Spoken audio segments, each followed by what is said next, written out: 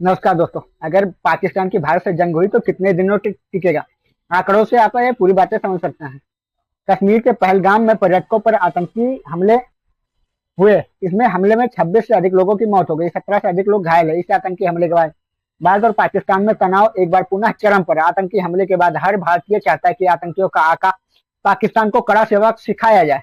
भारत और पाकिस्तान के बीच कुल मिलाकर 4 बड़े युद्ध हो चुके हैं। हर युद्ध में पाकिस्तान को मुंह की खानी पड़ी। 1947-48 के युद्ध में पाकिस्तान का कश्मीर पर कब्जा करने का मंसूबा पूरा नहीं हो सका। 1965 के जंग में पाकिस्तान और 1971 की लड़ाई में पाकिस्तान के 2 टुकड़े हो गए। 1999 में तो पाकिस्तान की ऐसी दुर्गति हुई कि अपने सैनिकों की लाशों तक पहचानने से इनकार कर दिया इसने।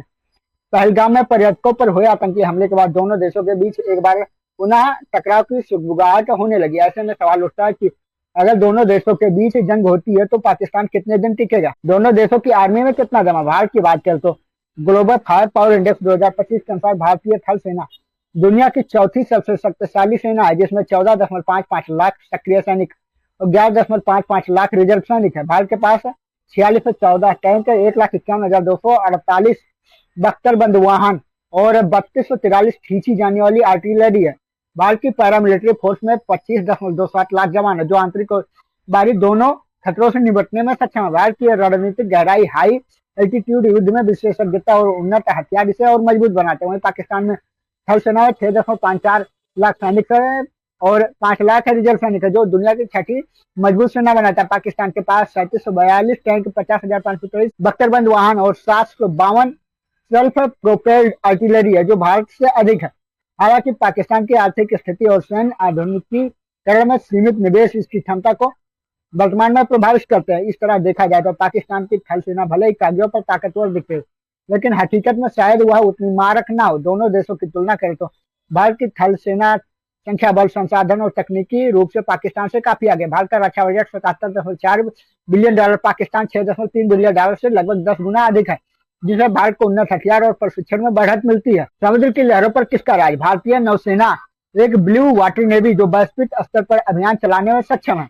इसके पास 294 नौसैनिक प्लेटफॉर्म है, जिसमें 2 विमान वाहक पोत INS Vikrant, INS Vikramaditya, 18 पनडुब्बियां, 14 destroyer, 300 aircraft शामिल है। भारत की नौसेना हिंद महासागर में प्रभुत्व रखती है और परमाणु सक्षम पनडुब्बियां इसे रणनीतिक बढ़त देते हैं। पाकिस्तानी नौसेना ग्रीन वाटर नेवी है, जो मुख्य रूप से तटीय रक्षा तक सीमित है। इसके पास 114 नौसैनिक जहाज, 8 है पनडुब्बियां और 85 एयरक्राफ्ट है। पाकिस्तान अपनी नौसेना को चीन और तुर्की के सहयोग से आधुनिक जरूर बना रहा है, लेकिन यह भारत की नौसेना की तुलना में काफी छोटी और कम सक्षम लगती है। दोनों की नेवी की तुलना करें तो भारत की नौसेना का बेड़ा और तकनीकी क्षमता पाकिस्तान से कहीं अधिक। 1971 के युद्ध में भारतीय नौसेना ने कराची बंदरगाह पर हमला कर पाकिस्तान को भारी नुकसान पहुंचाया था, जो इस अंतर को पुख्ता करती है। हवा में हुई जंग तो कौन मारेगा बाजी? भारतीय वायुसेना के पास 22 एयरक्राफ्ट है, जिसमें 600 फाइटर जेट, 899 हेलीकॉप्टर और अत्याधुनिक एयर डिफेंस सिस्टम शामिल है। भारत की एयरफोर्स वैश्विक स्तर पर चौथे स्थान पर। इसके पास अर्ली वार्निंग सिस्टम और मिसाइल सिस्टम जैसे आधुनिक उपकरण है। पाकिस्तानी एयरफोर्स के पास 1434 एयरक्राफ्ट है, जिसमें 387 फाइटर जेट, 57